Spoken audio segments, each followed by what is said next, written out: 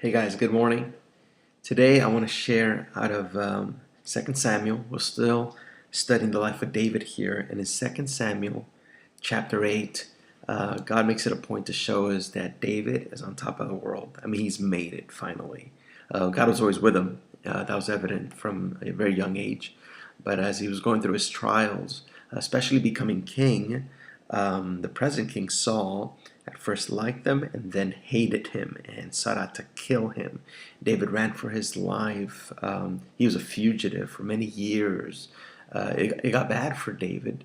And during this time, he met Saul's son Jonathan, and David had a real special relationship. It says in the Bible that Jonathan was a great guy, and Jonathan was really next in line to take over the throne, but even Jonathan recognized, you're king, and Jonathan put that aside just to bless David, which is unheard of, which was great. I mean, I don't know if I would have done that.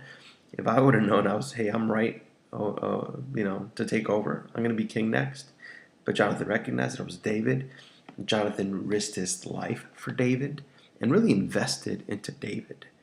So much so that spared David's life from his dad Saul, and eventually Saul passed on. Even Jonathan died in battle.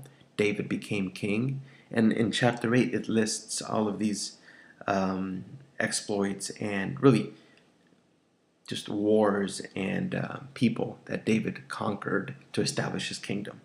And chapter 8 is all about that. It's all he conquered this and he conquered that. And there's a verse there that kind of summarizes it all up. And it says this, and it's very important. And the Lord gave victory to David wherever he went. It was like that. It was like wherever David went, he conquered. He was established. And then at the very end of chapter 8, he says he establishes his officials, his little posse. And it's kind of cool. He sets up Joab as leader of the army, and he sets up his priests and his secretaries. And he even mentions Benaiah, which is a very cool name, by the way. Benaiah, who leads a special elite group of his army. And so he's established. It's great. And then in chapter 9, which is what I really want to talk to you about today, he does something special. And I think God puts this in here because this should be our attitude always. David recognizes that he's there only because God has blessed them, obviously, but God has used other people to help him get there. And one of those people was Jonathan. And chapter 9 starts off like this. And David said, is there still anyone left in the house of Saul that I may show him kindness for Jonathan's sake? So he knew that Jonathan had blessed him. Jonathan had really invested into his life. And now David was ready to repay that promise he had made to Jonathan, saying, I'm going to bless your family. When I become king, you're taken care of. Because you've blessed me, I'm going to go and bless others. And so he remembers that promise, and he's like, I still got to keep that promise. I'm still going to, is there anybody left in the house of Jonathan? And so then he finds out about Jonathan's son. Now, Jonathan's son had been taken away and hid for a right reason. I mean, he could have died as his dynasty was ending. David's was taken over, and they hid him away, and David finds out about Mephibosheth. That's his name, Mephibosheth. Mephibosheth, as it were, running and hiding him, became a cripple. He fell wrong, or something happened along the way where he's just sort of hid away.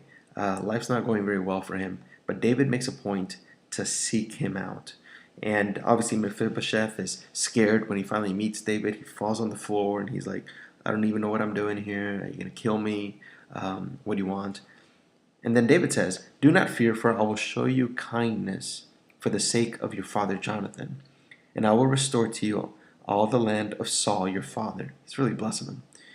And this is really cool though. And you shall eat at my table always. And that is such a privilege.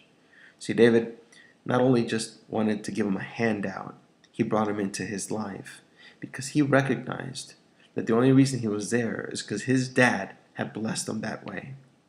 So he got blessed, and now he was ready to bless others. And he brought in Mephibosheth. And I love that it wasn't just like, hey, I kind of owe you this, here you go, I'm going to go on in my life and keep reigning.